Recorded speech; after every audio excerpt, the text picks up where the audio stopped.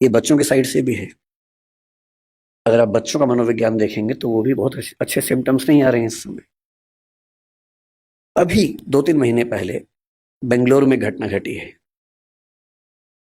14 साल का एक बच्चा, 15 साल का उसका भाई, दो भाई हैं। 14 साल के बच्चे ने अपने माँ बाप दोनों की हत्या कर दी। एक बहुत बड़ा बोल्डर उनके ऊपर फेंका, बाप के ऊपर। पिता को मारना चाह रहा था, माँ दुर्भाग्य से क्योंकि साथ में थी उसकी मौत हो गई। और फिर पूछा गया कि ऐसा क्यों किया भाई तुमने। उसने जो कहा वो हम सबके लिए बहुत जरूरी है। उसने कहा पिछले कुछ समय से मुझे और मेरे भाई को एलर्जी हुई। उस एलर्जी की वजह से हमारी त्वचा कहीं कहीं जल गई, काली हो गई।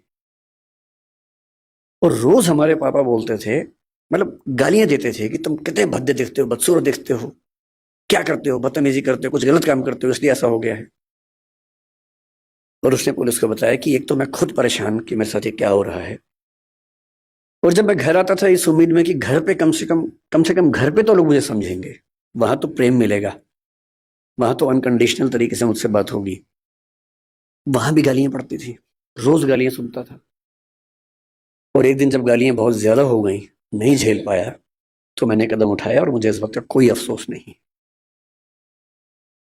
ऐसी घटना है। 14 साल का बच्चा है सिर्फ। आप इंटरनेट पे केवल एक चीज सर्च करके देखिए कि ऐसी माताएं या पिता बूढ़े जिनको बच्चों ने घर से बाहर निकाल दिया हो। मैंने यूं ही परसों नेट पर सर्च किया, old age parents who have been thrown out by their children from the home. मुझे लगा एक आध घटना सामने आएगी, कुछ पता पढ़ूंगा उसके बारे में। इंटरनेट के कई पेजेस भर गए, घटनाएं खत्म नहीं हो रही थी। और जो मोस्ट रिसेंट घटनाएं थी उनमें से एक थी बंगाल की। एक ऐसी औरत जिसका पति मर गया, 90 साल की है, 7 बच्चे हैं। सातों बच्चे उन घरों में रहते हैं जो उस महिला के पति ने और उसने मिलकर बनाए थे। और सातों बच्चों ने अपनी माँ को घर से बाहर निकाल दिया जिस जगह में रहती थी। 12 सात की घटना है। 12 सात एक जगह है बंगाल में, वहां की घटना है। अब माँ घर में है, कैसे निकाले। किराए पर एक टीम को हायर किया, बदमाशों की टीम को।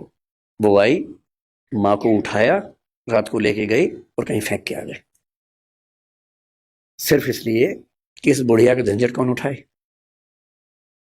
जब ऐसी घटनाएं आप भी पढ़ते ही होंगे अखबारों में, मैं भी पढ़ता हूं। और जब जब ऐसी घटनाएं हमारे सामने आती हैं तो हमें बहुत केयरफुल हो जाना चाहिए कि कुछ ऐसा हो रहा है जो ठीक नहीं है। और ये मामला ये कह के टाल देना कि बच्चे आजकल ठीक नहीं हैं, ये पेरेंट्स का सबसे आसान सेफ मैसेज है कि आजकल के बच्चे ठीक नहीं हैं। हमें समझना चाहिए कि ये मामला बच्चों से ज्यादा पेरेंट्स के लिए महत्वपूर्ण है कि उनसे कहीं कोई ऐसी गलती तो नहीं हो रही कि ऐसी घटनाएं हमारे समाज में ज्यादा हो रही हैं। तो मैं भी एक पेरेंट हूं। पेरेंटिंग पर बोलने का बहुत हक मुझे नहीं है क्योंकि मैं ऐसा कोई 30 मार का पेरेंट नहीं हूं। मेरा बच्चा भी बड़ा साधारण सा है, सामान्य सा बच्चा है। पर मुझे एक बात का सुकून है, मैं उसकी साधारणता को बहुत एंजॉय करता हूं। मुझे बड़ी खुशी होती है। और जो सबसे अच्छा बाप मुझे लगा पिछले 10-20 साल में इस समाज में, सबसे अच्छा बाप, वो मध्य प्रदेश के सागर में रहता है, एक कॉन्ट्रैक्टर है। 2018 में एक खबर पड़ी, मैं पढ़ के दिन भर खुश रहा उस खबर को पढ़ने के बाद। उसका बच्चा 10वीं क्लास में फेल हो गया। अब हम सबके बच्चे फेल होते हैं कहीं ना कहीं। हाँ, पूरी क्लास में फेल नहीं होता, एक आध सब्जेक्ट में फेल हुआ, कहीं नंबर कम आ गए, सब होता ही है हमारे साथ, कौन सी खास बात इसमें है। पर हम सब छिपाने में लग जाते हैं। हम सब बच्चों पर दबाव बना बना के उनको कोटा भेजते हैं और फिर हम खबरें पढ़ते हैं कि एक साल में 25-30 बच्चों ने सुसाइड कर लिया क्योंकि वो दबाव झेल नहीं पाए सफलता का। उस बाप को बड़ी चिंता हो गई कि मेरा बच्चा फेल हुआ है, उसके आसपास के बच्चे चिढ़ाएंगे, उन बच्चों के पेरेंट्स चिढ़ाएंगे, बुलिंग होगी, इस बच्चे पर दबाव ना हो जाए। उसने क्या किया, उसी दिन शाम के समय एक बहुत बड़ी पार्टी दी। सबको बुलाया, एक पार्टी है, बताया नहीं क्यों बुलाया। बच्चे को उसने बुलाया और सबके सामने बोला, ये पार्टी इसलिए है कि मेरे बच्चे ने मेहनत की थी, फेल हो गया कोई बात नहीं, मैं एकदम इसके साथ हूं, और ये बच्चा मोटिवेशन के साथ अगले साल आपको पास होकर दिखा देगा, डरने की बात नहीं। और मैं दंग रह गया कि कोई बाप इतना सुंदर कैसे हो सकता है, इतना खूबसूरत बाप, कि मेरा बच्चा फेल हो गया मैं तो इसको भी सेलिब्रेट करूंगा। भाई मेरे बच्चे ने मेहनत की थी, नहीं रिजल्ट आया तो क्या हो गया? मैं क्यों एक्स्ट्रा वजह बनूं कि उस बच्चे के डिप्रेशन में जाने की, एंजाइटी में जाने की? और वो खबर पढ़ के मुझे लगा कि ये तो एक फिल्म बनाने लायक खबर है। आजकल मैं खबरें पढ़ता हूँ तो मुझे वो भी दिमाग में आने लग गया कि फिल्म किस पे क्योंकि पिछले कुछ साल मेरा वैसा एक्सपीरियंस भी रहा इस फिल्म की स्क्रिप्ट लिखने के दौरान। ट्रेनिंग ऐसी हुई कि अब हम खबर पढ़ते सोचते हैं कि फिल्म में कैसे सेट होगा, कैसे फिल्म में ला सकते हैं इस बात को। अच्छी खबरें भी है, लेकिन बुरी खबरों का अनुपात थोड़ा सा बढ़ा है। और तब मैं सोचने पर मजबूर होता हूं कि क्या ऐसी वजह है। ये तो बहुत आसान बात है कि मैं कहूं कि जो बात हमारे जमाने में थी वो आज के जमाने में नहीं है। अरे हमारे जमाने के बच्चे जैसे होते थे आज के जमाने के नहीं होते। ये तो बात हर बूढ़ा आदमी बोलता है अपने बच्चों को। आपके पेरेंट्स आपको बोलते थे, अब अपने बच्चों को बोलते होंगे, तो सामान्य बात है। लेकिन हमारी नई पीढ़ी सचमुच एक ऐसे दौर में है जो मानवता के इतिहास में आज तक नहीं आया है, और इसको हम जितना जल्दी समझ लेंगे उतना अच्छा रहेगा। हम जब बच्चे थे, हम स्कूल जाते थे, स्कूल में कुछ गड़बड़ हो भी गई तो स्कूल में बात खत्म हो जाती थी। बहुत हुआ तो पेरेंट्स के पास चिट्ठी आती थी, फिर घर में पिटाई होती थी, उतना ही मामला था। थोड़ा स्कूल में पिटे, थोड़ा घर में पिटे, मामला खत्म, बात खत्म हो गई। स्कूल में आपने कुछ गलती कर दी, 4 लोगों ने चिढ़ाया, थोड़ी बुलिंग हुई, सब लोग हंसे, आपके 2 आंसू निकले, ठीक है, बात खत्म हो गई। उसके बाद आप पर इम्पैक्ट किसका था? टीचर का था, पेरेंट्स का था, स्कूल के दोस्तों का था, गली के दोस्तों का था। इतनी दुनिया हमारी होती थी। हम खूब खेलते थे स्कूल के बाद, स्वाभाविक था, कुछ और था ही नहीं खेलने के लिए। हम क्या करते? खेलते ही थे। कभी क्रिकेट खेला, फुटबॉल खेला, कंचे खेले, गुल्ली डंडा खेला, सब कुछ खेला। पर खेला, घर से बाहर निकले, खेले हम लोग। जब मेरा स्कूल खत्म हो रहा था उस समय वीडियो गेम्स आनी शुरू हो गई थी। मारियो नाम की एक वीडियो गेम आई थी जिसका मैं बाद में चैंपियन बन गया था। मैंने ठीक ठाक उसमें अभ्यास किया था, और उसके लिए खेलने के लिए स्पेशल जगह जाना होता था। एक वीडियो गेम शॉप होती थी, घर से पैसे चुराने होते थे या मांगने होते थे, क्योंकि वहां पैसे लगते थे। पैसे इतने कहाँ से आएंगे? फिर आप वहां खेलेंगे, दीवानों की तरह खेलते रहेंगे। वो शुरू हुआ था। आज के बच्चों की जो हालत है, मुझे क्योंकि ऐसे बहुत सारे पेरेंट्स मिलते हैं, बहुत सारे बच्चे भी मिलते हैं। कई बच्चे मेरे पास आके जब अकेले में बात करते हैं तो कुछ ऐसी बातें बोलते हैं जो पेरेंट्स हमें नहीं बोल सकते हैं।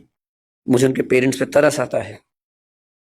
जो घटना मैं आज तक नहीं भूल पाया, मुझे एक बच्ची ने आज से 15 साल पहले कि क्या कहा, लगभग रोते हुए, कि मैं आईपीएस बनना चाहती हूँ। मैंने कहा ठीक है, तो उसमें रोने क्या बात है? आईपीएस तो खुश होकर बनो, रो के क्यों बनना है?